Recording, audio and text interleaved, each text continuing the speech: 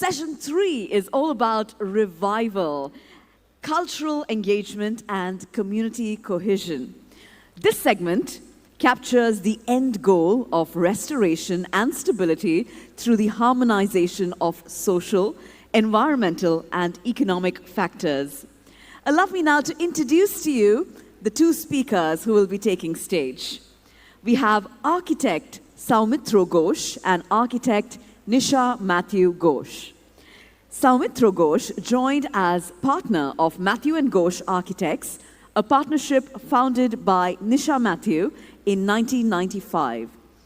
Their work is varied across the spectrum with projects and ideas to do with the urban environment, sustainability, architecture, space, interiors, product design, and so on. Educated at the School of Architecture CEPT Ahmedabad, Nisha has worked with R.J. Vasavada, and Soumitra Ghosh has worked with Pritzker laureate B.V. Doshi, R.J. Vasavada, Neelkant Chaya, K.B. Jain, Jaswant Singh, and others before beginning this collaborative multi-directional practice. In 2021, Nisha curated and produced the India Pavilion at the London Design Biennale, and she is the 2022 mentee of the Association of Art Museum Curators. Ladies and gentlemen, with this introduction, we are happy to now welcome our two speakers on stage. Please put your hands together for architect Soumitra Ghosh and architect Nisha Matthew Ghosh.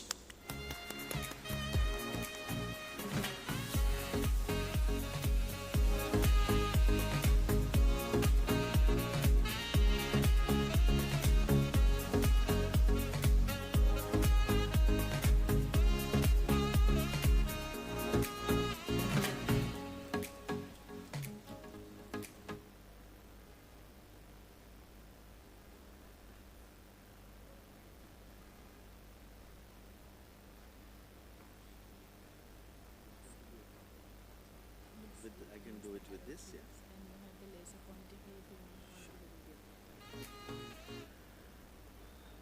Thank you, Sri Lankan Institute of Architects, for this wonderful invitation to us.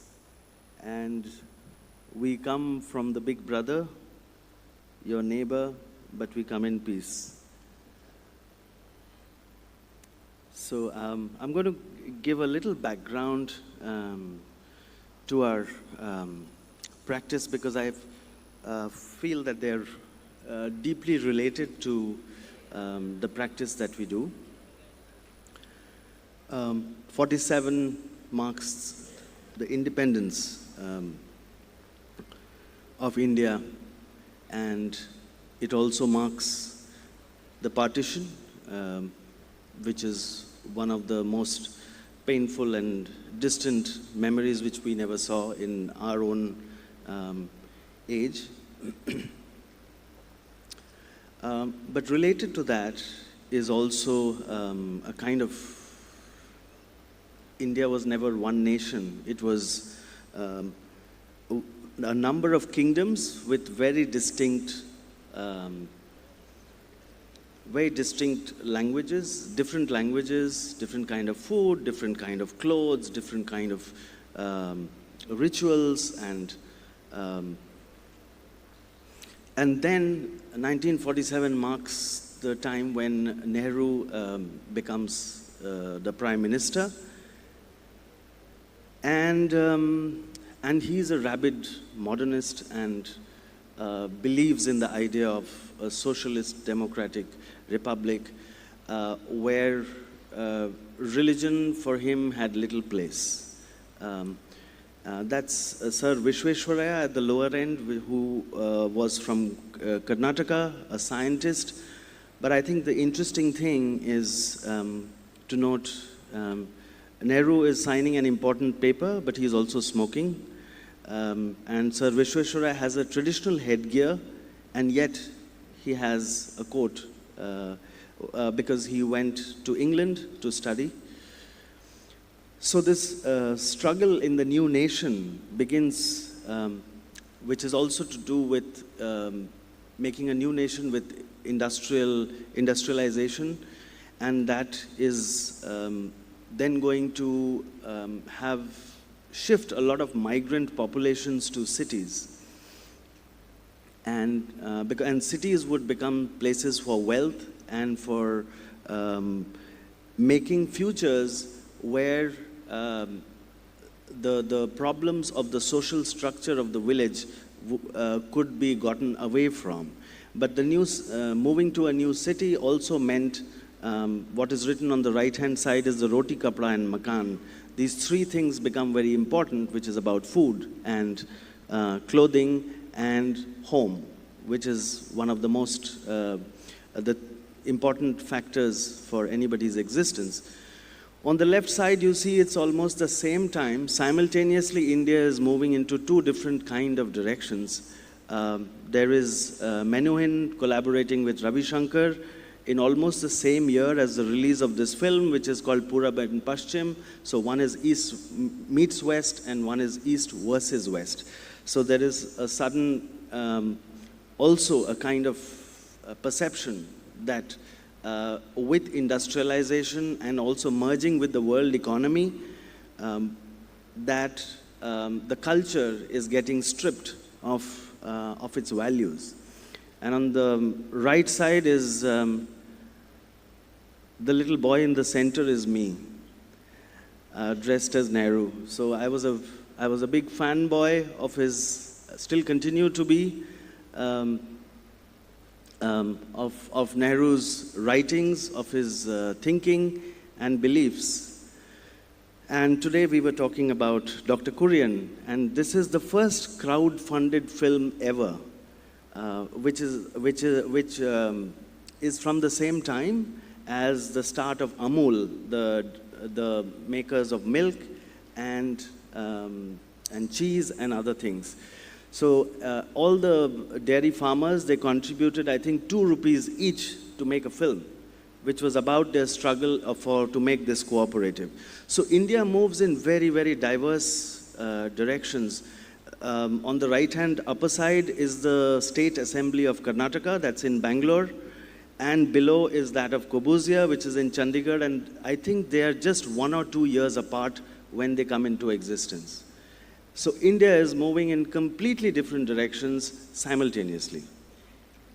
And the 50s to 70s marks a time of the Nehruvian vision, which is very apparent in Delhi with the early modernist architects, which is Mahinder Raj with Raj Rival in the center, Kuldeep Singh and Kanvinde and others.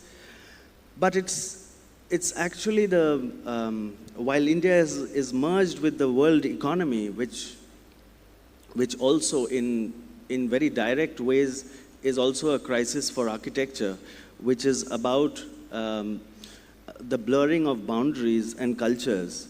And that becomes very apparent in, if you see the continuity of the Lux soap ads, which is across time, they're all with film stars. And they continue to, so it just, the face changes. And then on the right side, you see Hamilton and Vivek Vilasini's work, which is an important work because I think it recognizes the need for an identity, but this is much later. This is more in the 90s and post the 90s. So India is, of course, extremely large and diverse, and it is also now struggling with, from the 80s is the classic cult film called Salam Bombay, which is about authenticity. It's about reality, the absolute gritty reality, but with a soul and yet with hope. Even in poverty, there is hope. And then there is a much more softer version, which comes much later, which is the Slumdog Millionaire, which a lot of you may have seen. And the fantasy of the Indian is not only about the foreign architecture, but it is also about that whenever you fell in love in either in Switzerland or you fell in love in New York. It was always outside. The happy places were not here. So our journey began, we both studied in Ahmedabad, in Doshi's school, And that shows the movement of what all, I moved from northern India to another place in North India, Lucknow, and then I went to Ahmedabad, then I moved to Bangalore. Nisha, who's from Kerala, but born and brought up in Bangalore, went to Ahmedabad, and then came back to Bangalore. So this idea of home is something which is part of much introspection in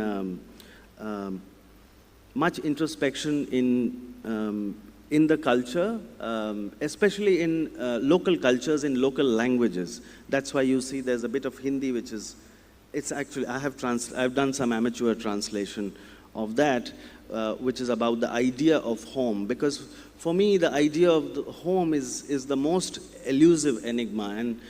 And this was our first project, which is Nisha's mother's house.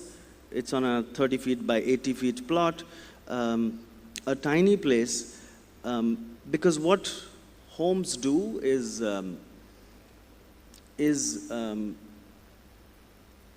not that what you are trying to project. I think it's so intensely personal that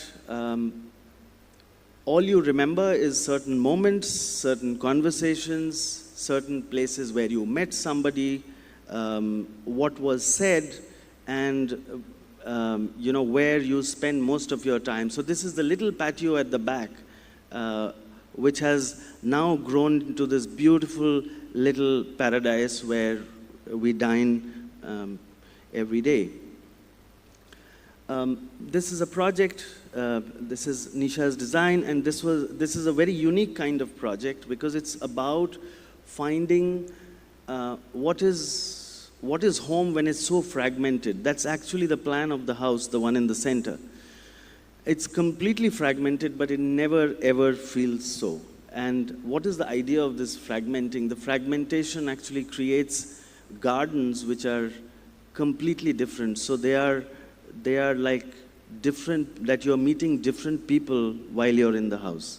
So the mother goes to one garden, the wife goes to one garden, and this house actually belongs to an architect.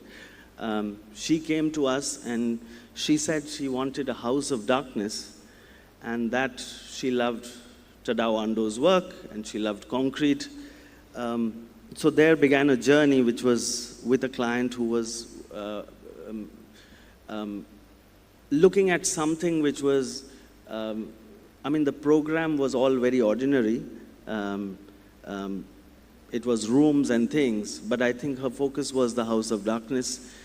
And that's how it became these fragmented gardens, so that a home is actually much bigger than the rooms. And it just becomes places where you observe nature from.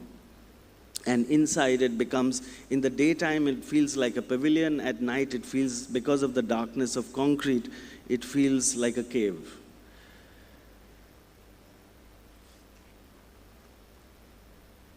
And and the only source of, in a lot of our architecture we have found, which we have learned from old buildings, is about light. And Bangalore is more generous with its temperatures, so it is much easier to take light from above and not face the heat for that. and how to make places which are expansive and yet intimate, because she became a fiction writer. From an architect, she became a fiction writer. So to me, that's her log cabin, which is a tiny expression of her study table, where she can see the house and the forest metaphorically, and on the right side, the image is the little window which is for her granddaughter to come and sleep. This was some experiments we did, because this is about reviving lives, because this life-size tiger, which is placed in the same house, this is Nisha's artwork, where we had a little man, what we call a dwarf, who used to beg at our main road junction. And one day Nisha asked him, do you want to work? He said yes, and the next day he came, and now it's 15 years. And he's been part of this project. Then COVID came, and that's when I found my little den, because, it looks surreal, but that's the view from my window when a horse came next door to graze. Because I would spend too much of my time in the studio, so I discovered home only when COVID hit. And so that's a little den, which is like a personalized space, which... and this is perhaps our only project which is in the hills. It's that a home is actually something much more, something to do with desire. It is something to do about this thing that you want you wish for. And for us, we kind of invoked very, very traditional motif of the sloping roof, which made sense because there's a fair bit of rain, and because it gets cold in this place, so it has a lot of sun inside. It's at the kind of a valley of the tea estate. But the house is suspended in the air, and it has two blocks. One is the bedroom block, and one is the living room block. Very ordinary structure, just fragmented, just like the village homes are. And the idea being that the center of the house should actually be something which is not inside the house. So you get down, that's the living space, you get down from the car and you either park the car down or you get into the living space. And the center of the house is actually the patio which opens to the valley and the sunset. And that's something which we've always found very interesting, how to, in terms of space, to just take away certain things, to disperse them in places. And that's the sunlight in the house, which is it's almost like a barn kind of structure, which just gets enlivened by the light and nothing else. We were thinking about the theme of revival. So this is a strange mixture, this house. It has effects of references to modernism. It has references to modernism, references from South America. It has lime plastered outside and inside, which is completely hand done. So it is like a coming together of a palette of very, very different things, because we felt that the outside should feel so ordinary that it should just merge with what the town is and nothing more. It doesn't try to impress anyone. Of course, it needs to be crafted. It needs to be, you see the tea estate through the Dutch door kind of thing, and that's the glass bridge which connects the bedroom block. And this is something I learned from a colleague of mine, another architect, because she had done a project where one could see a fragment of a building from another window. And the moment I saw it, I think that kind of projects the idea of desire, that is somebody else's building. And always it looks better than what I have. So in this case, this is a view from the bedroom. So I always look at the living room and imagine that building looks very good, and vice versa. So how do you create this tension of this desire to stretch its boundaries? The idea of making a sacred space, it's a Baptist church, which we did in 2002. This is an early project. So no symbols at all, and yet to give a sense of being sacred when together as a fellowship, and not to have symbols. So the only symbol was the religious text, which is from the Bible, and that's all there is. It's a very traditional amphitheater kind of plan, because of the uncertainty of the outside, the building gets layered, but what it does is makes one slit of light where when the service ends around noon, that the light just burns down inside to the pulpit. The city of Bangalore has, Jimmy was saying today that it's been quite a few years, 6 years I think, since he's come, and maybe even longer, to Bangalore. And Bangalore is perhaps more than 100 kilometers across. And that's a lot. And it is intensely developed. And this project actually looked at very, very ordinary buildings. Very ordinary buildings which are so close that when you open the windows, it hits the other one's shutters. And this we encapsulated into one building, which just made these interstices of light. So the light it's only 1.2 meters wide, but the light carries for 3 to 4 floors. So that's just, the building is fragmented into 3 parts with just these light wells. And from this, there's comfortable light throughout the day. You see, that's the skylight.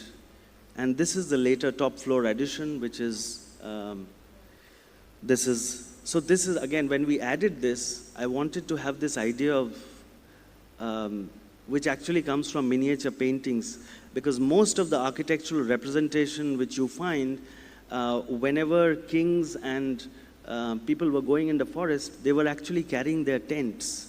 So the idea of the tent, how to create that lightness on the roof, although it is made in concrete, how does one do that? So there's just 2 rooms with a courtyard in the middle, and the middle courtyard is primarily for guests and meetings. How does one, I've realized that I think we must have done projects which have worked within old buildings, which are not strictly conservation. They're actually transforming the buildings. We must have done 7 or 8, and this is one of them. This is for a dear friend for the last 25 years. And why I've called it Patience, because it has a peculiar story. So this building, the yellow parts were removed and the red parts were added in steel. The 2 buildings looked identical. The left side building looked like the one on the right. And so the right side building was phase 2, which we started some time ago. So the left side building, because this is a design studio, I doubt many people have this luxury. It's a 16,000 square feet of space, and only 12 people work in that. And his idea of luxury is only space, light, and natural ventilation. That's about it. So that's a very interesting, they basically make the best, among the topmost linen in the world, a very small boutique supplier. You can see on the left side picture how the old 2 floors with a big beam, which is the old one, and we have like a surgery, it has been opened up for light and ventilation. You can see the cutouts, and we have created turbo vents and the light to go right down through the building, through these new cutouts, and goes right down to the ground floor. And all the facades have been removed because there can be no distortion of color. So what does one do? Everything is almost gray in this. And this is what I call as patience, and I think we have had a great friendship. My client who discovered me maybe 25 years ago to do his first project. And when we started the project, I think one day we were standing together and we almost simultaneously said, let's stop. We had removed some walls and we just said stop, that we will not do anything, that we just love it the way it is. And I think there are times when I think we need to introspect that. yeah, this is a good place to stop. It is used for sometimes for some shoots, and he never charges anybody anything if they want to use the space. This one project has been life-changing for us. It's a little school where we added only one classroom. It's in the center of the city. It's really hidden. It's for the underprivileged kids. It's made by a trust which is about 150 years old now. And with one classroom, what it could do. So we did only two things. We created a plinth, which set up a certain story on the ground, and there were beautiful trees in the middle. And we created a classroom which was among the trees. And this is what happened, because the joy that I have seen in this one classroom, which is a very ordinary construction. It is not trying to impress anyone. It is a very practical kind of simple construction with steel, but you will also see shades of alto when I cover the columns with the wood in that. So I think our influences have been so varied, and something just appears from somewhere. So this place is really transformed because they have their assembly, they have their parent-teacher meetings, they have their playtime. They are using, and that's the classroom that you see on the right, among the trees, and they are using it all the time for either doing a class under the shade of the classroom, or play and things like that. Soumitra talked about our diasporic movement across India, and I think that, and I think we believe that that has had its impact on the way we look at architecture in putting them together. It has a very direct sort of implication in the way that we think about memory, and we think about fragmenting. And I think in a way, the whole act of putting that together sometimes is an act of curation, where meaning is sought out of a careful curation of parts and bits and fragments, and to build a larger story. So this is a project which was an old prison, and we won this in a national competition called the Freedom Park. And we wanted to see that, you see the diagram in the middle is actually the original plan, which refers to the panopticon, or the idea of singular watching and everything else distributed around. And so we saw that this park had to be a park of possibilities, breaking out of the panopticon pattern. And so what we did was strategically to insert a parallel structure over the entire site, here and there, very, very selectively. And the structure basically created these large elemental forms, which in some sense, you moved between two layers. So we were really creating a second layer which came on top of the first. Our attitude to the old buildings was to completely conserve it so that it could be reused adaptively and creatively. And importantly, that we were really trying to take back and appropriate spaces in this park for ordinary citizens, for dance performances, for the odd artist, and to create a plethora of opportunities for public reclaim. And so you see that it's already being used. There are rallies happening.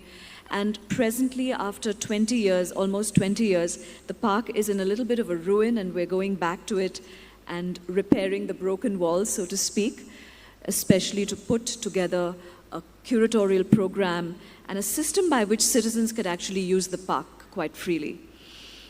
And I think it's important for us because going back is important because today Bangalore's public spaces are really private public spaces. So this presents an opportunity for public space, which has absolutely no agenda.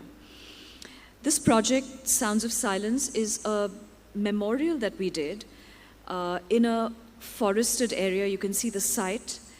And this especially, but also a lot of our work takes certain ecological abstract positions on the landscape. And in this case, what we have done is, this is for the martyrs of the Indian services. So the army, the Air Force, etc. And you see that our strategy has really been to place a site, in the clearing of this existing mini forest, to lay a very simple forest path. And that is has become the ceremonial path.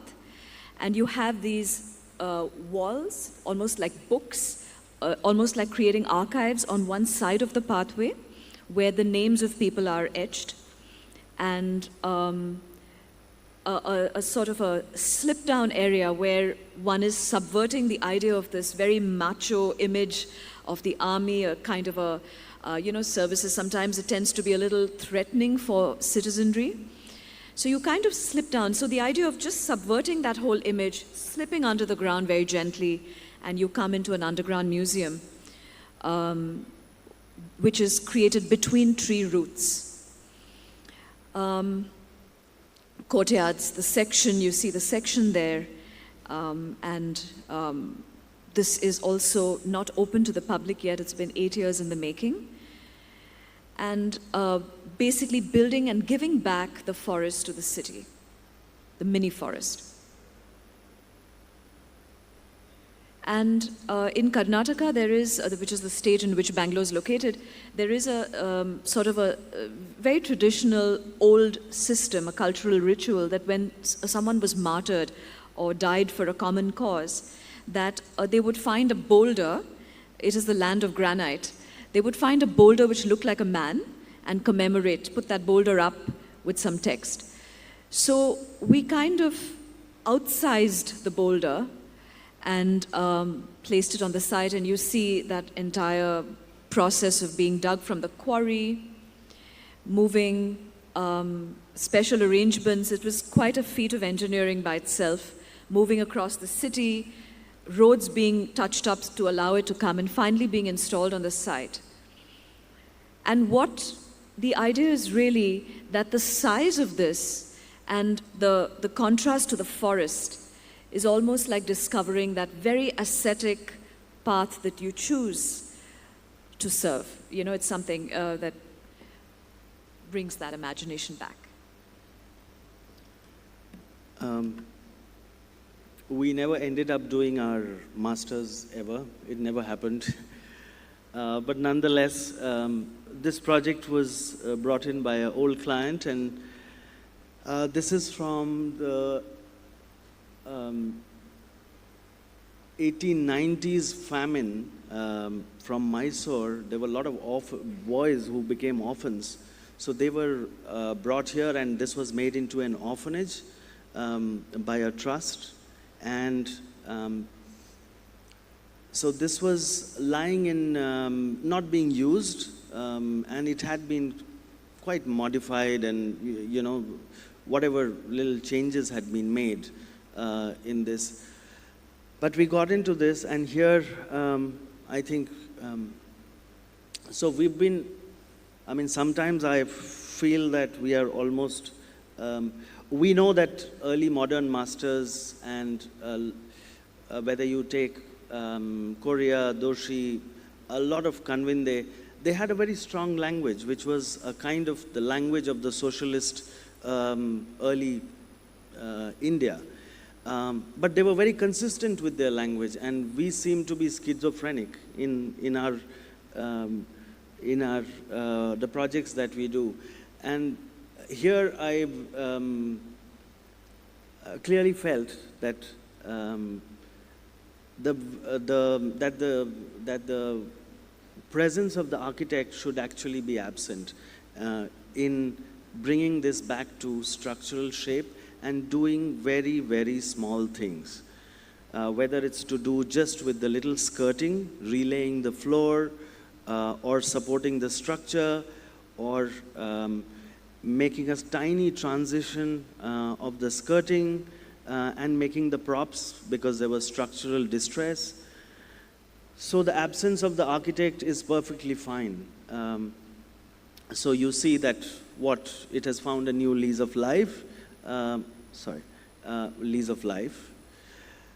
Bangalore has more than 60% of the city is actually outsiders, which is skilled migrants. And this, in 2018, was the largest microbrewery, which was 65,000 square feet with 1,500 covers. And this is not an old building. It's a created building. So this is all about crossing cultures, crossing time,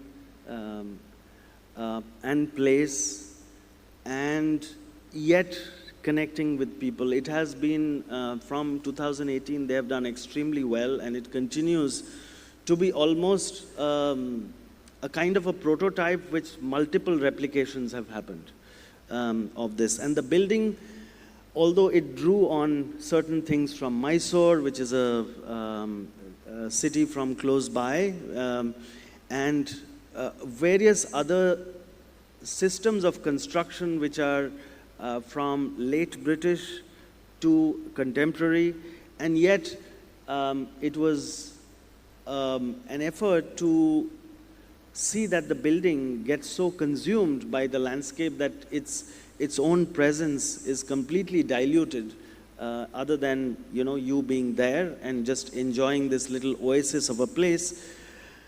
On the FIFA World Cup final 2018, there were 4,500 people inside that night, including me. So we had to do structural tests of all the cantilevers before the crowds came in. It was an incredible night.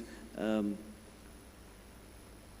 then this is something which is not architecture, but this is just to talk about that there is a certain nostalgia which is present of old Bangalore. What did old Bangalore mean? What did the old Bangalore cafe mean?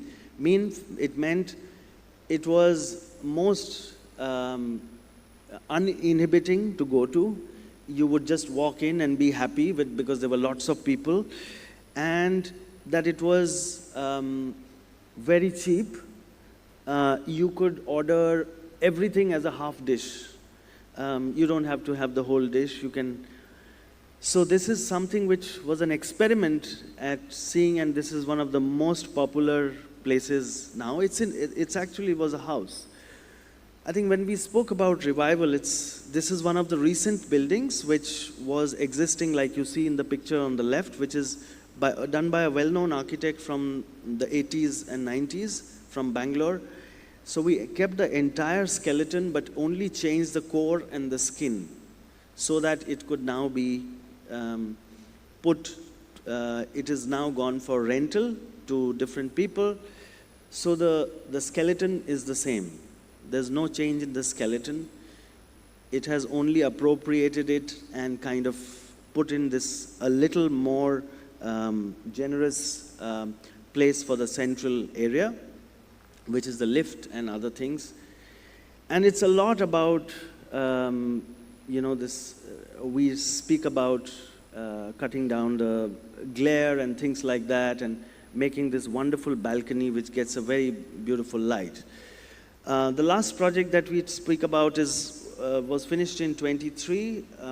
Just for your information, that bird is not photoshopped. It happened to be next to the drone and rather curious. So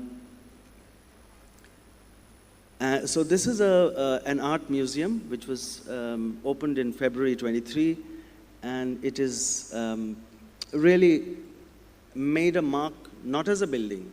And when I say that growing without growing, that it humbles us that institutions are not just about buildings. Institutions, what they mean to people, is beyond buildings. Buildings have limitations of being either attractive or easy to identify. But beyond that, I think it's what institutions can do that will bring people back again and again. And this I have seen. We've just finished 1 year of the museum, and it is proven itself that they have by world standards, this is a postage stamp size of a museum. It is hardly, it's less than 50,000 square feet. And yet, it was rated by Nat Geo in the top 10 cultural spaces of 24 in the world. That institutions have to reach out. They have to become inclusive. There are limitations of, like, in our architecture, the ground floor would have been open. Like the picture on the left would never have a glass. But because of sound, dust, it's on the main road, all that changes. But how they decide to reach out to people, I think that is changing the perception of this place. And that every possible surface, like this is Marco Santini's work, which is like a graffiti, but it has words, and the little space which almost looks, perhaps reminds of the Mies Barcelona Pavilion in some way, especially in the context of Stephen Koch's work, who was there to install, which are made in Mahabalipuram. It's a very small, intensely occupied building with handmade stone benches, and the interior spaces are not curated by us. They have curators, and then they work out the display every time. So that's going to change.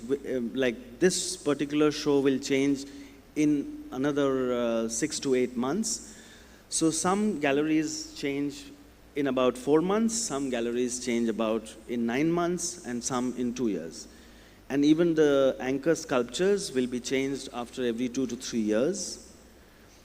And being such a tiny building with a compact footprint, and one of the biggest challenges is about museum fatigue. The museum fatigue actually gets you really disturbed. So what we did was the simplest mechanism, almost like when you buy perfume, you smell coffee beans in between. And so this suddenly brings, between the front and the rear galleries, is this little taste changer which is almost psychedelic, which is just done by a special film. And these are shows, like this show is already closed, this one is continuing. So with this last project, I wanted to leave, I think, where I began, and when India began, from 47. I think the earliest vision was of kindness. It was about empathy. It also created an architect's opportunity to be able to create opportunity, creative opportunity to subvert a very mundane program into something that can be special and connect to people. And without being patronizing. So, to me, it is about the revival of these values which are human. And I think that's so that we can do our work with sensitivity and a genuine benevolence. Thank you.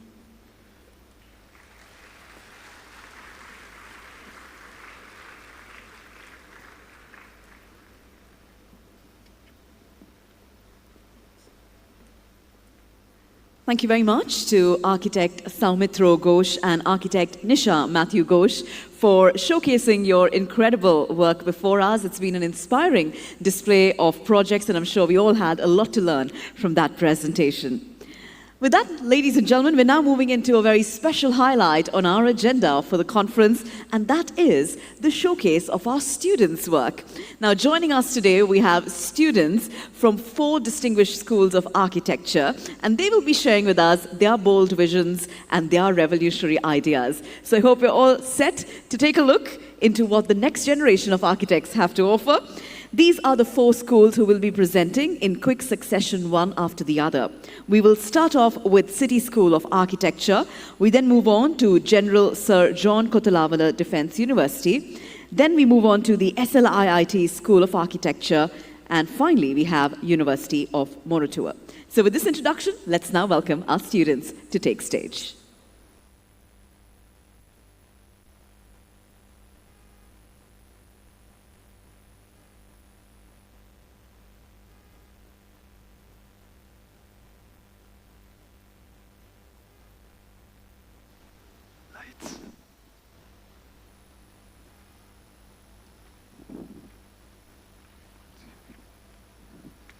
Oh, hey Anil. Hey, Amy. What's that in your hand? Oh, it's just a random sheet of paper. Maybe to you, but I'm pretty sure I can create a lot of amazing things with this. Well, I bet you can't make it fly. Why don't we give it a try? Well, Okay. I think I was right. Maybe that didn't work out. But you know what? Just give me another chance. Okay.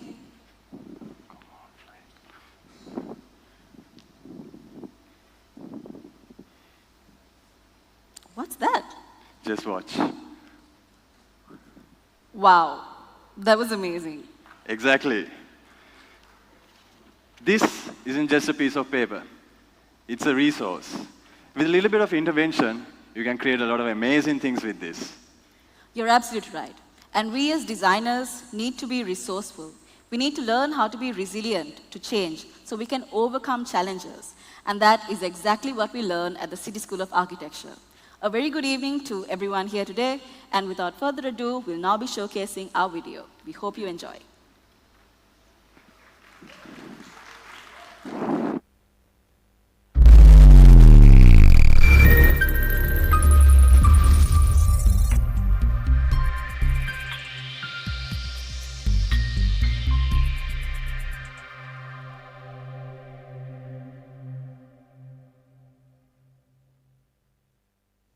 Over the past 4 years, amidst the seismic shifts of the global pandemic and the subsequent crisis in Sri Lanka, CSA has been a laboratory of ideas, a space where our students transform challenges into opportunities, guided not only by textbooks, but by a spirit of exploration that extends beyond conventional boundaries. Beyond the walls of our studios, our students have immersed themselves in the tapestry of real-life situations. With empathy as their compass, they have reevaluated the roles of architects, drawing inspiration from the resilience of communities and the resourcefulness of those navigating through unprecedented times. The presentation is more than a glimpse into our academic journey. It's an exploration of architectural alchemy. These aspiring architects intricately showcase how their creations embody and emphasize revival, resourcefulness, and resilience, focusing on national level recovery.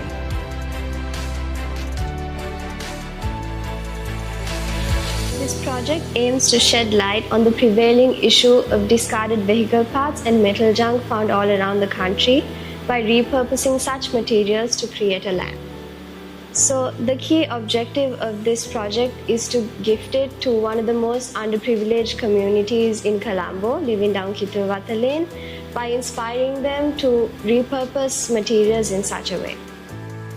So the handloom industry in Sri Lanka was once a thriving industry, but for these industries to flourish, they need to adapt and grow with the changing times. By empowering the present-day artisans through the integration of new technology, the industry can be revived to its former glory. Handloom Design was an exposition and promotion center based off on a self-sustaining ecosystem where artisans can come from all over the country and sustain their craft while at the same time showcase it to the public. This center isn't just for the works, it's a recreational space where the public can immerse themselves in the vibrant world of handloom while at the same time experience the magic of tradition and innovation firsthand. The ocean is one of the most important resources in the world. In terms of color and life, there's a lot happening beneath the ocean's waves. The Center for Regenerative Development aims to address current issues at the site, for example, destruction of coral reefs due to the shipwrecks and coastal erosion along the coastal line. So the main aim of the project is to revitalize and restore the local environment, which is essential for ecological functions. Architecturally, this is achieved by providing a narrow pathway from the entry point of the site to the larger scale of the ocean, letting the visitors to experience the process behind the revitalization of the coral reefs. Also captures the form-giving aspect of architecture, giving form for the future in terms of resilience, resourcefulness, revival of coral reefs. Duo in Negamo is a quaint old fishing village surrounded by the sea and lagoon. The design project aims to create a suburban housing scheme that reflects the character and lifestyle of its residents. The challenge of the project was to identify the traditional way of living with front yards and backyards and bring it to new elevated levels. So by using an innovative precast structural system with 3 shell types, the design offers flexible housing units tailored to the customer's need. So overall, the design aims at fostering a sense of community and connection with nature. The project Nanoscraper was created as a pilot project for future high-rises in the heart of Colombo to act as a catalyst to the city's vision towards achieving carbon-neutral city. The core of my project was to utilize the resources around the site, so I harvested the very elements that pose a threat to our environment, which is the polluted water of Bear Lake and the carbon dioxide in the atmosphere. After a series of calculations, it was found that the energy produced to the biofacade was 8 times more than the total energy requirement of the project. Speaking of the building structure, it was inspired by the nature's Voronoi structure. With the concentration of carbon dioxide, the color of algae will change, allowing the entire structure to change its color. Therefore, the building will be a living, breathing entity in the urban landscape of Colombo. This shows how being resourceful can change our perspectives of seeing threats as opportunities. Sri Lanka is a country that has undergone ethnic conflicts, wars, riots, and recently an economic crisis. This has affected communities and is in need of social reconciliation. All this was due to the policies and the political mismanagement of the country. Therefore, there is a need to uplift the political literacy of Sri Lanka. When I came up with this project, Center for Social Reconciliation and Political Literacy. The goal was to achieve social reconciliation through art and design. Throughout history, art has been used as a non-violent tool in expressing social issues within a political context. I used the concept of a living canvas. As architects, I believe that architecture can be more than just physical structures. It can be used in creating spaces that evoke emotions and create unity among people. The challenge was to bring life into architecture, allowing buildings to adapt according to the social needs, and using architecture as a means of communication and expression for social issues.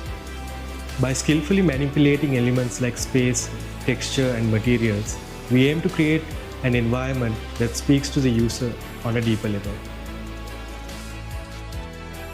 From designing lands for underprivileged communities to sculpting living structures within Colombo's urban landscape, CSA empowers budding architects with essential guidance and tools to become resilient, resourceful creators capable of revitalizing a more promising tomorrow.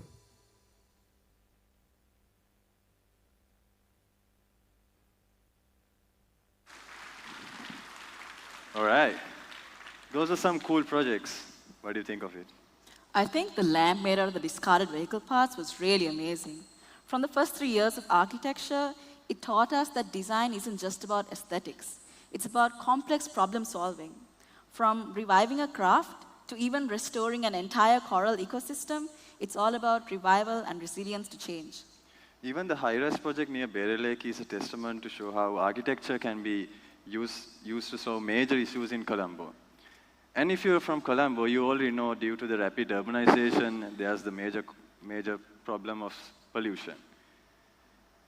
Designs like the high-rise project can act as catalysts of change to build a better tomorrow. We also saw this in the last project, which showcased how political and economic change can lead to the revival of a community, and how we as architects can inspire that change. From lamps to high-rises, CSA empowers students to be resilient and resourceful creators, dedicated to revitalizing a more promising tomorrow and overcoming challenges of today and tomorrow. Thank you. Thank you.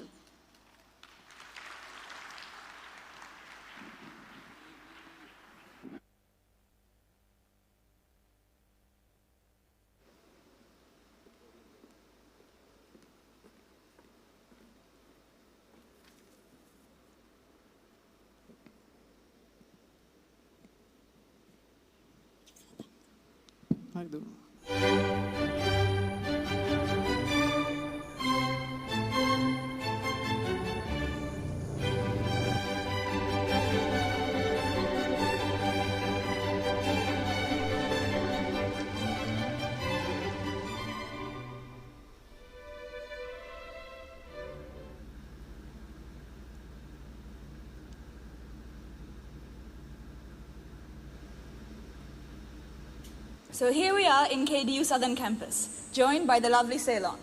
So Ceylon, how are you doing on this fine day? I'm pretty fine actually. Glad to hear. So without any further ado, let's jump right in and talk about architecture. In today's Sri Lanka, what would you say are the biggest problems that this industry is facing? Architecture in Sri Lanka? Cut! So, as you know, with the COVID-19, the whole world came to a standstill. The construction industry especially suffered very heavily because of this. Because the price of everything shot up practically overnight, most construction projects came to a halt since people couldn't afford construction materials anymore. We also had to dial down on the creativity and focus on more purely function as a measure to reduce the cost. So, what are we gonna do? Do you have any proposed solutions to this problem?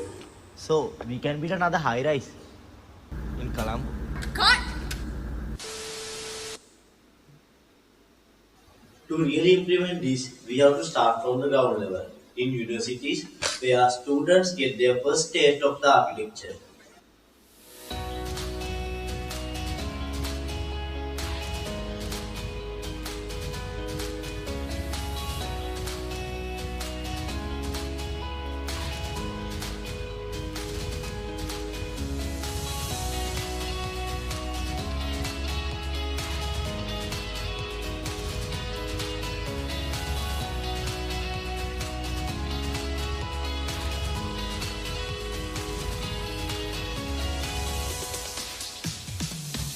KDU student projects showcase creativity, innovation, and practical learning across various disciplines, making a real-world impact. This promotional center uses local, sustainable materials such as timber in creating a building heavily inspired by post-colonial architecture in the surrounding Ahaligoda area.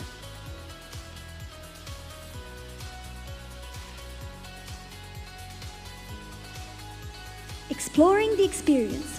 Run by an owner with more than 15 years of bicycle repair work experience, this design fuses the tools of his trade, quite literally.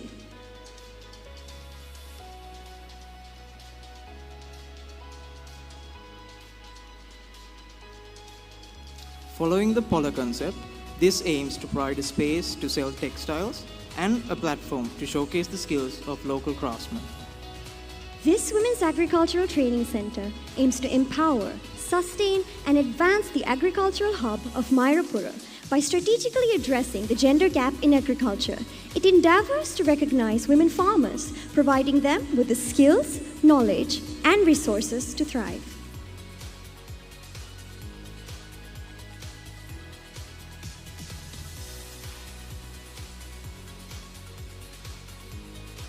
Based off the ripple effect in architecture, this project uses the assets of socialization to create commons that serve as a connectivity between the youth and agriculture industry.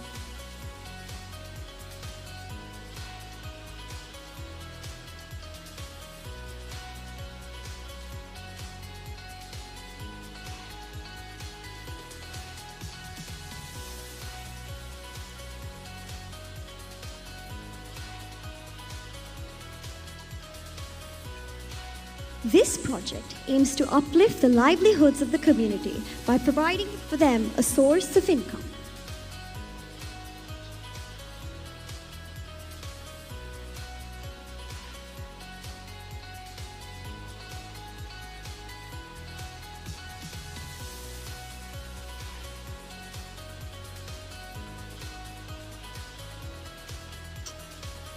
Here's an office complex that gives a new definition to future offices in Sri Lanka, promoting professional cross-pollination and communication.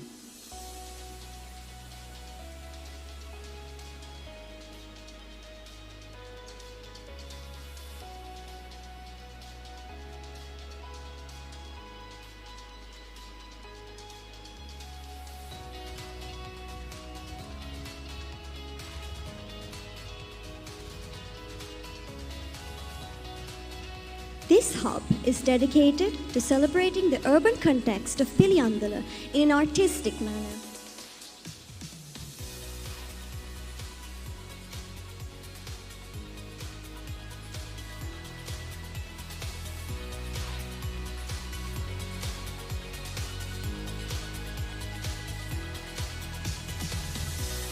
the design concept based on tapestry and interwovens. This project aims to empower the resettled communities of Makuldeni.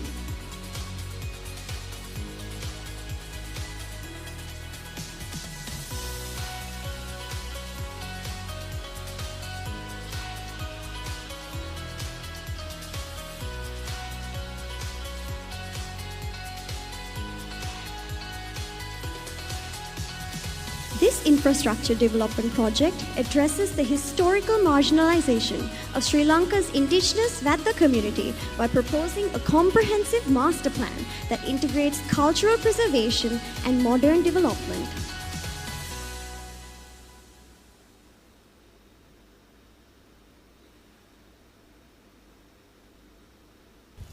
I see where you're going with this, and it sounds like a great plan. It's nearly time to wind up this interview, so let's finish off with this. What do you have in mind for the future? So we can't live in this planet without making impact. This applies to the field like agriculture. So we need to learn to build with the environment instead of only. Let's use the hardship as a catalyst to spark the revolution and join us in architecture tomorrow. Resilience, resourcefulness, revival, revolution. Thank you.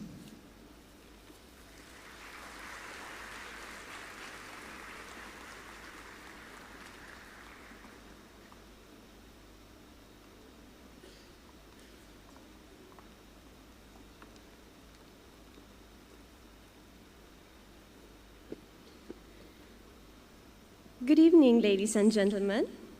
Today, we are presenting to you a story. This could be your story, or this could be my story. For some, it's a prologue. For some, it's an epilogue. And for others, it's everything in between. In the end, we are all stories to be heard, as a light to be revered against the trials of the world. We are Slits School of Architecture.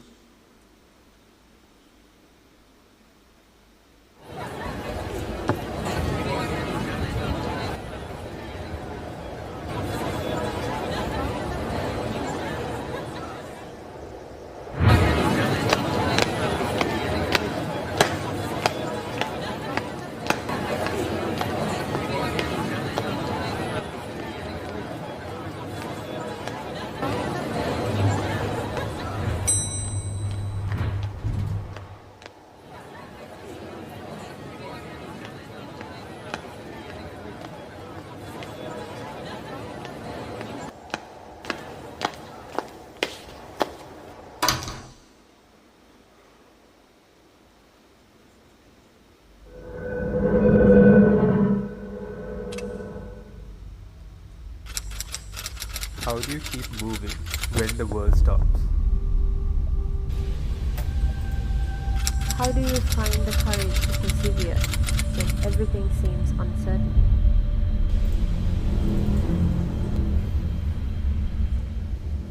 Do you think you have the resilience to transform adversity into opportunity?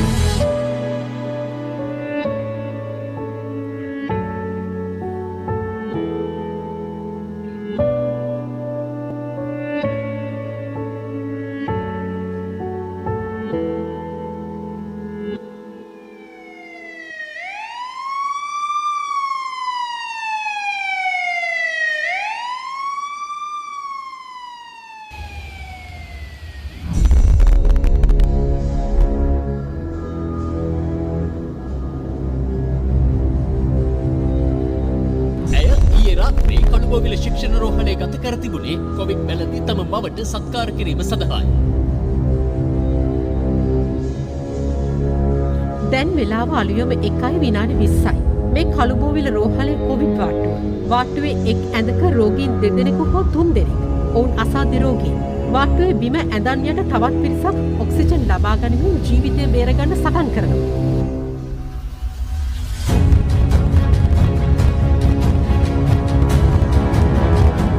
අතුරු වෛද්‍ය සහ හෙද නිලධාරීන්ද වර්ජනයට එක්වීම හේතුවෙන් ප්‍රතිකාර ලබා ගැනීමට පැමිණි රෝගීන් මෙලෙස දැඩි අපහසුතාවට පත්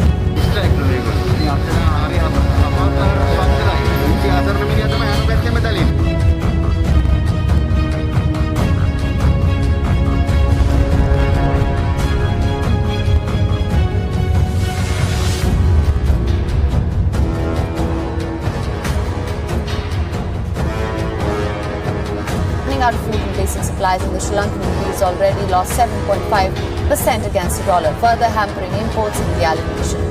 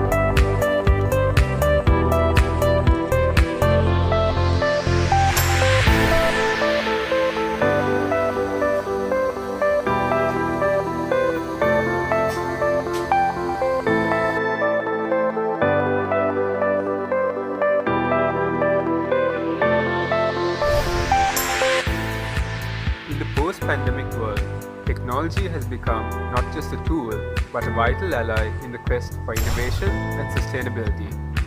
Amidst the sea of technological marvels, it is important not to lose sight of the human element, recognizing that true progress can only be measured by its impact on people's lives.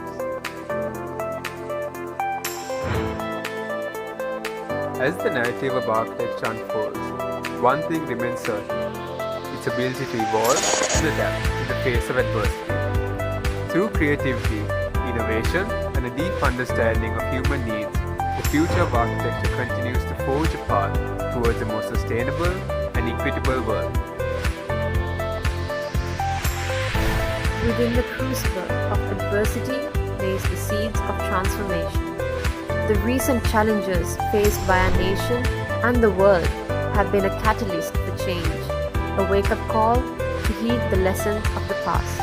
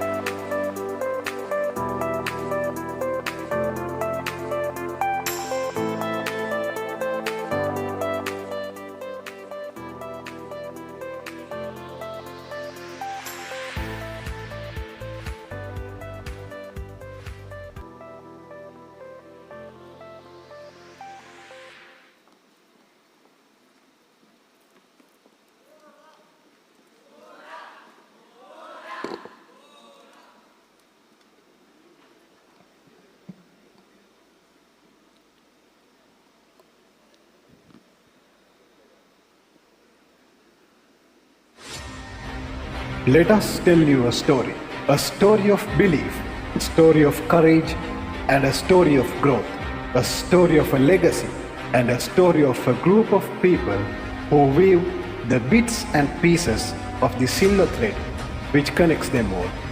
This is a story of an institution for the people of all the four corners of the island to gather, learn, and experiment. It has been and will continue to be the place which provides opportunities, relationships, and knowledge to thrive in the world going forward.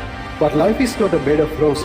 The rough times, rough sides, and a lifetime of ups and downs are the ones who shape us in this roller coaster of a ride. Pupudu, in his design, embraces circularity, repurposing modules or materials for diverse structures like resorts, research centers, and housing. In Kevit's Center for Justice, he developed the concept of an architectural disclosure for a new urban space for Sri Lankan prison infrastructure at Beira. Upeka, in her Gym Industry Center, blends critical regionalism, sustainability, and cultural resonance for enduring prosperity. Hansini is weaving resilience into the fabric of our social interactions, empowering individuals and strengthening communities. In Latushikan's project, he uses cubes consisting of war and tsunami demolished house roof tiles to give the expression of disaster. In Basura's resource project, he explores the rejuvenating natural landscape influenced by the surrounding sea and river, including the mangrove ecosystem and man-made shoreline. In Pupudu's Wave Energy Research Center in Tangol, he pioneers adaptable structures addressing environmental challenges by designing for disassembly, repurposing, and sustainability in architecture. The ability to adapt, react, and interact is the terms which defines us. And in a time of crisis, our strength as a community is what keeps us afloat. Amidst the challenges, whatever it may be, in cold, we hold and be bold. We are a part of this whole wide world, and there is no denial. The world resurrects, reforms, and rebuilds itself. The world does not remain static. It heals, it feels, and it reveals the answers for the toughest questions in existence, in which we draw our inspiration from. Aroshana creatively weaves interconnected spaces, community engagement, and sustainable design elements into an innovative architectural design aiming to nurture a thriving ecosystem of creativity, collaboration, and preparedness for the evolving global dynamics of the local textile industry. Pramesh explores a construction process where a future builds with humans and robots hand in hand through the use of innovative materials and technologies. Pinakmi, through her design, explores enhancing liveliness by developing human interacting factors within context and design scale. Vihanga, through resourceful design, in his factory, he harnesses the unpredictable wind, transforming it to a reliable partner in enhancing production. Supun transformed the raw beauty of nature in interior adornments, showcasing the resourceful harmony between house and environment.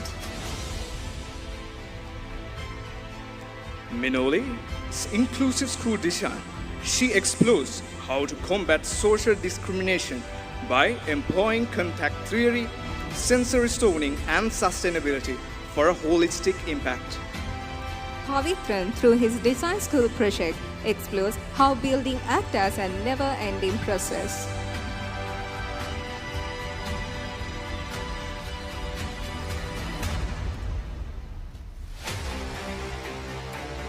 We follow the trails of the past to build up the future. We craft memories in the leftovers. We draft emotions on empty walls. And we fight to preserve the lights we inherit from the ones before us. The things we strive to do marks who we are. We search for methods, materials, and the magic which can transform them into something solid and great, to be a candle in the darkest of times. Haritra, through her project, exploring, readdressing architecture of isolation, redefining the city from none place to the third place. Isuru, in his tile factory, breathes new life into the fading clay roof tile industry. Nirmala, with her project, breathes new life into the fading art of traditional boat crafting based in Kalutara, igniting a cultural revival that empowers the community through innovative design. Shehani, through her boat ferry, breathes new life into a neglected gateway, prioritizing sustainability for a renewed connection with Kalugaga. Netma, in her design project, involves converting the Nugegoda city centre into a lush museum park with a proposed gallery echoing contemporary art trends. Sachit, through his Performing Arts Center, explores reviving cultural storytelling. Innovative theatre design aims to awaken imagination while preserving historical significance through immersive experiences. In Sewandi's project, she explores how to preserve memories. The design focuses on key spaces, emphasizing function to recreate cherished experiences with existing structures. Lakshika, in Candy Alimuduka, proposes a project that crafts a cultural urban canyon, blending sustainability, tactical urbanism, and inclusivity. Suraj, with his proposal for a contemporary art museum in Nugegoda, awakens the senses, reigniting the power of artistic expression in a modern era. When days are rough, we create escapes. When things fall apart, we embrace. Change in times, change the context. But not our course. The differences make us unique and unite. As the nature teaches us how it evolves. We let the dead cities away, boundaries to break, and always eyes forward no matter whatever it takes. This is the story. This is us.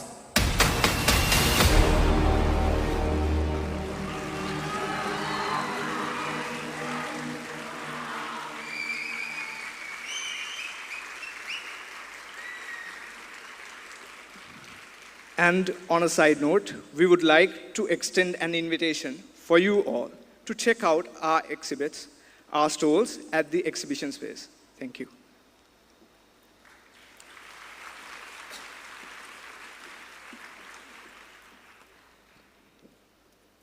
All right, thank you very much to all of our students from each of the 4 esteemed schools of architecture who just unveiled before us their innovative designs and their visionary concepts. I'm sure you agree it's very heartening to witness our students bring forward such ingenuity and passion for design.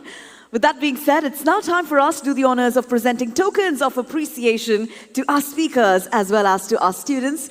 To do the honors of the same, I'd like to invite on stage SLIA Vice President, Architect Salinda Rathagama to join us up. We'd also, of course, like to invite our 2 speakers, Architect Nisha Matthew Ghosh and Architect Saumitra Ghosh. We'd like to invite you as well as we now present a token of appreciation on behalf of SLIA.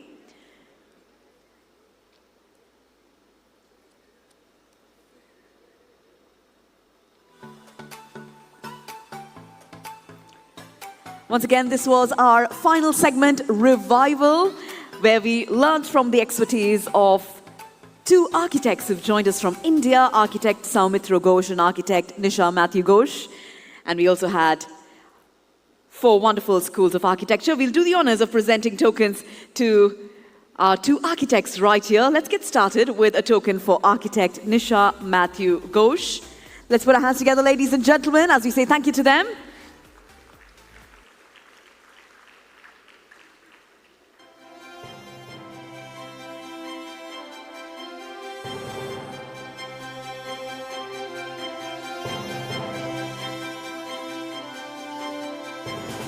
Architect Saumitro Ghosh, thank you very much for joining us.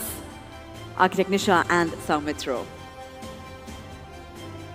We have two actually, so one for each.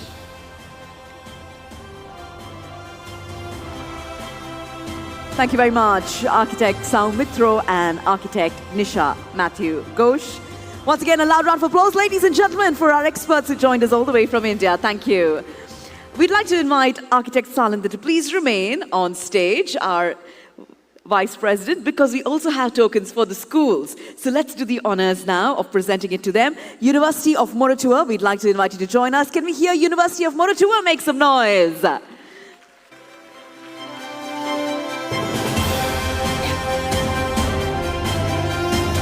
Joining us up next is going to be the City School of Architecture. Put your hands together for them.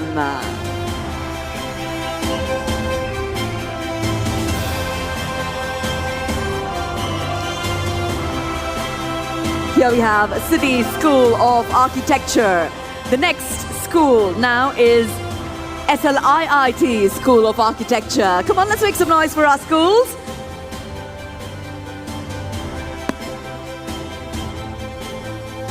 All right, I don't see them here, so we move on. General Sir John Kotalawala Defence University. So those are our four schools. Thank you so much for your contribution and for showcasing your wonderful ideas. And with that, we'd like to say thank you very much to Architect Salinda Rathagama. Thank you for joining us on stage. Time now for the final segment. This time it's a brief summary on the proceedings of the day. To do the honors of the same, I have the pleasure of inviting Architect Dr. Seneka Dharmatilaka. He is a BSc in Built Environment as well as an MSc in Architecture from the University of Moratuwa. He holds a postgraduate diploma in International Affairs as well. Chief Architect of the Havelock City Project. He is also a visiting lecturer at the City School of Architecture and also the Department of Architecture at the University of Moratuwa since 1998. He has a PhD in Secure Architecture in Urban Habitats at the National University of Singapore, and he has a career graph of more than 20 years, which is dotted with various awards and accolades for his outstanding work in Sri Lanka and Singapore. So with this brief introduction, I'd now like to invite Architect Dr. Seneka Dharmatilaka to join us up and present us a summary of today's proceedings. Let's put our hands together, ladies and gentlemen, for Architect Dr. Seneka Dharmatilaka.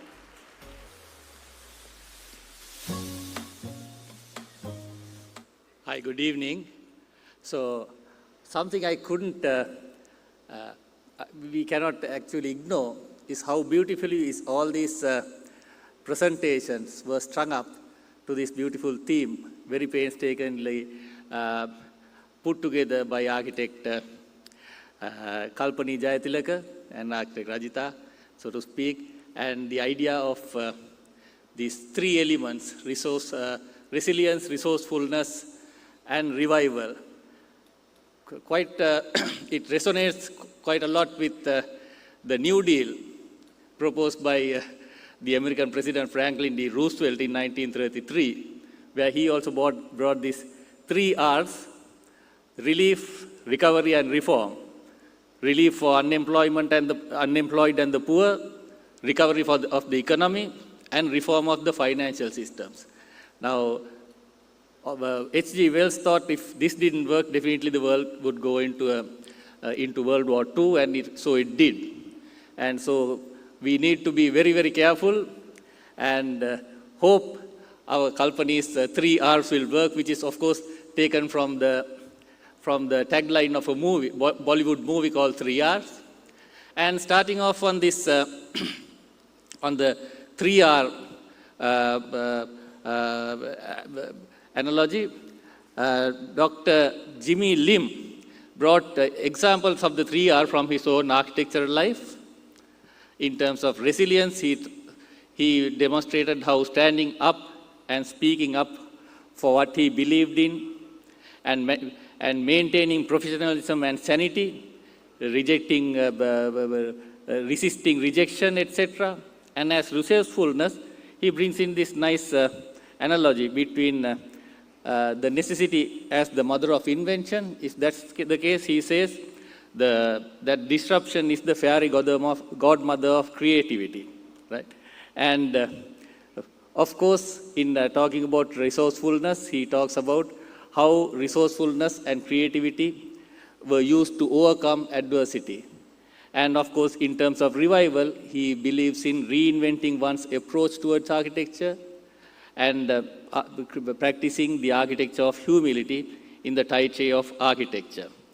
And talking about, then coming up to the next segment of the presentation, we were reminded, although we talk about resilience as a sub-theme, that we were ignoring the elephant in the room. And of course, it couldn't happen in a better day than this when the outdoor temperatures have hit plus 40 degrees centigrade, right? And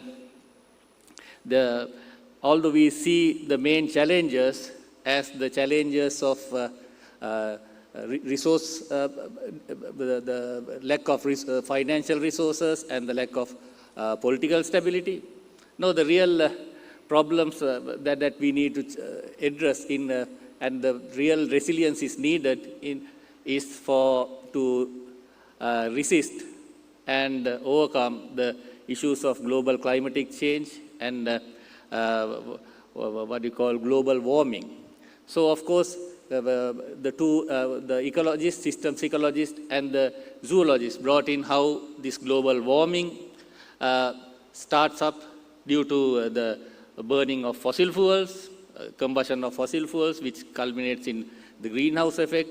The greenhouse effect makes the air, the atmosphere becomes warmer, the air becomes thinner and is capable of holding more and more moisture content in a cubic meter. So, and the oceans become warmer and the rate of evaporation increases.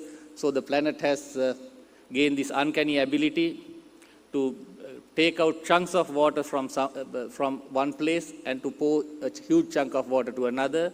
So we have these problems of recurrent droughts and flash floods. It's not only the developing countries like us, but of course, in the last 2 years, New York itself was badly affected with flash floods.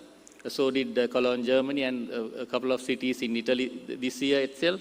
So looking at this, Dr. Ranil Senanayake looks at how these climatic changes could not only expose the coastal agricultural soils to salting, but brings up the issue of flash floods and the recurrent floods in coastal cities.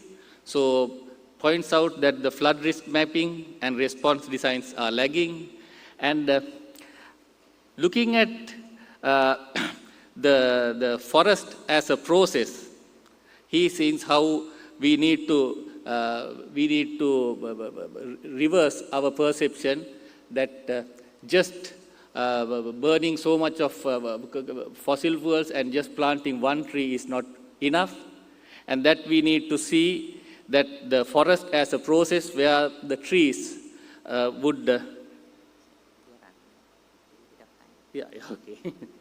so the trees would coexist in a symbiotic manner, and that we need to understand agrosystems as a cohesive system rather than one of solutions. And Professor Devakavira Kon again talks about being a zoologist, looks at how the coastal cities, of course, most of the cities in our country as well as in most countries, major cities are located near estuaries, and how these cities in the floodplains will be definitely be vulnerable to flood risk due to climatic change. And he proposes how integrating urban wetlands into city planning not only would help in developing resilience of the city to floods, but also ensure that heat island effect as well as other ecosystem services could be made more available to the citizens by integrating these wetlands, and especially warns us architects as to our practice of creating so much of impermeable paving in cities that block the exchanges between heaven and earth, that's ground and sky. And this disruption of the natural cycles would definitely aggravate this issue, and he advocates the nature-based solutions for what you call to reinstill climatic resilience. And our own architect Upendra, on the same area of study, he talks about a collaborative effort to create environmentally sustainable economic zones by articulating comprehensive land use policies that ensure the integration of three aspects: industrial development, environmental conservation, and biodiversity conservation. Of course, bringing a wonderful example, architect Bayajid Konica, who showed us a factory that provides better working environments, which is located within the proximity of target workforce, shows how this could prevent the displacement of workers and allow them to work with their families in their own neighborhood. And this is a building he showed which uses natural light, air, and water while preserving the existing ecosystems. And new ecosystems with unique biodiversities were introduced within one system. I must congratulate architect Konica for this, where he emphasizes this worker-centric design in this factory, in this example of his factory. And architect Samantha Hevage also talks about this human, the space and socio-spatial relationship between the humans and the buildings. He looks at architecture as a reflection of the human soul and their relationship with the setting, and the need to be a good listener to compose architectural melodies, and use architecture as a language influencing and being influenced by the inhabitants, and the need to embrace the unique vibes of each space. Architect Tilina Vijayakon talks about the very delicate balance, a shared vision on this balance of three elements: environment, economy, and society. And he also underscores this collaborative effort with other allied professionals and experts in the construction industry to make our workforce more knowledgeable and competent, which is a commendable exercise he's doing by his personal commitment. And he also shows how he pioneers these bamboo construction workshops as an attempt to promote green solutions for the construction industry and to introduce bamboo to the construction industry of Sri Lanka. Architect Tilan Kottigoda, he looks at the crisis as an opportunity and explained how he took some of the biggest personal and financial risks in thinking big when funds are small, or spending more when some funds are short, and takes this five-pronged approach of looking at first expanding his business to the overseas markets, or invading the overseas with his architectural and interior design practices, and then diversification of the practice in terms of interior design as well as other practices such as turnkey projects, etc. And reinvesting in the team and making sure that migration does not happen, and he would even pay more salaries for his workforce during the times when other practices would be shrink up, shed staff, and so on. Provide exceptional services to the clients when times are bad so that the client base won't be lost, and the development of collaborations and alliances in sustainable collaborations to ensure good synergies. And then we had Professor Sumit Ghosh, who has a comprehensive view on the crossings between the politics, philosophy, culture, and history to understand the society before we start designing. And of course, revival comes through looking into your own roots. And he looks at the dilemmas of the young nation, India, in the global context, where he sees the evolution of movies culminating in movies such as Salam Bombay and Slumdog Millionaire. And here we can see how he sees the social realities amidst the global influences as the driving forces of creativity. So the social realities he looks at in terms of how the thinking changed in the global climate, and most of his projects that he showed, they simply show the reflection of these realities and how architectural excellence could give voice to those forces. And Madam Architect Nisha Ghosh shows how she has so much of passion in sustainability through empowerment and environmental care, and the projects show how she believes in creating public spaces for public expressions or giving them a voice, and also she shows how encoding spatial cues in public spaces for the city users to decode as being very, very deep and mature efforts and examples where all of us could learn from, especially in the conversion of the prison, as well as the underground memorial for service personnel. So, and last but not least, we had the four universities, University of Moratuwa, University of Sir John Kotalawala Defence University, then the CSA and the SLIT University. Looking at the presentations, I'm sure that the revival is on its way. We don't have to worry as such, because most of the examples or the projects we saw, that they concentrate on social issues rather than cosmetic,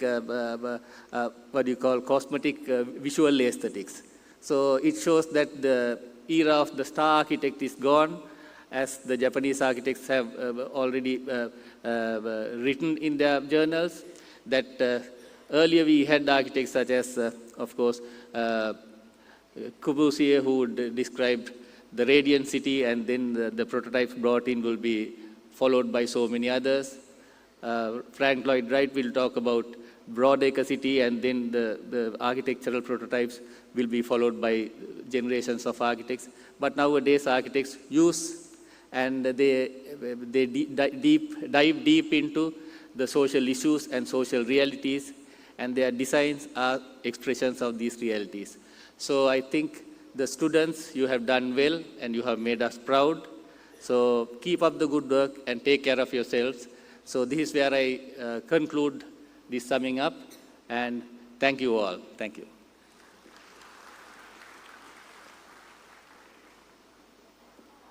Thank you very much to architect Dr. Seneka Dharmatilaka for expertly summarizing our day's proceedings. I'm sure you agree it's been a fulfilling day, but before we officially wind up, it's time now for the vote of thanks. To do the honors of the same, may I invite Honorary Secretary of SLIA, Architect Dinuk Senanayaka. Let's put our hands together for him, ladies and gentlemen.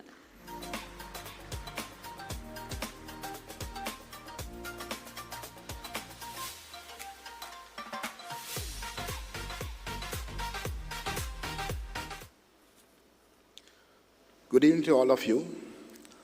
President SLIA, Architect Rohana Bandara Herat, the immediate past President, Architect Russell Dandenia, Senior Vice President, Architect Dulmini Dimel, Vice President, Architect Salinder Ratugama, Council members, past Presidents, members of SLIA, distinguished invitees and guests. On behalf of the Sri Lanka Institute of Architects and the National Conference Committee, I wish to extend my heartfelt gratitude to each and every one of you for gracing this occasion, the 42nd National Conference, which is Architect 2024. I take this opportunity to thank the President of SLIA, Architect Rohana Bandara Herat, and the Council, along with the National Conference Chairman, Architect Rajita Kandiadurachi, and the entire National Conference Committee for all the hard work to make this event a success. I would specially thank the speakers of the event, keynote speaker, architect Professor Jimmy Lim from Malaysia, our second speaker of the day, architect Bijay Kondekar from Bangladesh, and our third and fourth speakers, architect Sumitra Gaush and architect Nisha Matthews from India, respectively. Ladies and gentlemen, can we give a round of applause for these lovely people who accepted our invitation and spent their valuable time for sharing the knowledge and presenting their experience with us. Further, I wish to thank Architect Upendra Randenia, Professor Devka Veerakon, Dr. Anil Sena Nayaka as panelists, and Architect Kalpani Jayatilaka as moderator for concluding the first panel discussion. Architect Thilan Kottigoda, Architect Samantha Hevage, Architect Thilaning Vijayakon as panelists, and Architect Rajita Katugaha as moderator for the second panel discussion. Further, all students of the faculties of architecture, lecturers, and heads of faculties, namely the University of Moratuwa, CSA, KDU, and SLIIT, for the exceptional presentations carried out. Also, my appreciation is extended to all our sponsors of today. Our company tonight, Mrs. Krishama Pinto, AV partner Event Cloud, the management and staff of BMICH, Mount Rainier Catering Services, International First Aid Team, for rendering an invaluable support and service throughout the conference. A special thank you to the General Manager, Mr. Huyamta Hulangamo, Mr. Priyanta Vikramaratne, and the staff of the Secretariat of SLIA for the unstinted support efforts infused to make this event a success. In conclusion, I thank all of you for your presence here today and who contributed to make the 42nd National Conference Architect 2024 a success. Thank you very much and have a pleasant evening. Thank you very much, Architect Dinok Senanayaka, for those warm words of appreciation. Ladies and gentlemen, with that, we now draw to a close the National Conference 2024 of the Sri Lanka Institute of Architects. I trust that it's been a very meaningful day spent right here at the BMICH. And as we wrap up this gathering, I'm sure we will all carry forward with us the invaluable knowledge gained, as well as the connections that we've made in a pursuit to provide excellence in the field of architecture. With that being said, I have one final announcement before we wind up. We'd now like to invite everybody here in the hall to please join us for the grand opening of Architect 24 Members and Trade Exhibition. The grand opening is taking place very shortly at the exhibition hall. So right after this, we invite you to please make your way towards the exhibition center. This exhibition runs until Sunday, the 25th of Feb. So in case you're not able to make it tonight, please do join us in any of the following days to witness the latest in architecture. With that being said, ladies and gentlemen, we now bring this forum to a close. Thank you so much for your presence, and we wish you a wonderful evening ahead. Thank you and have a nice day.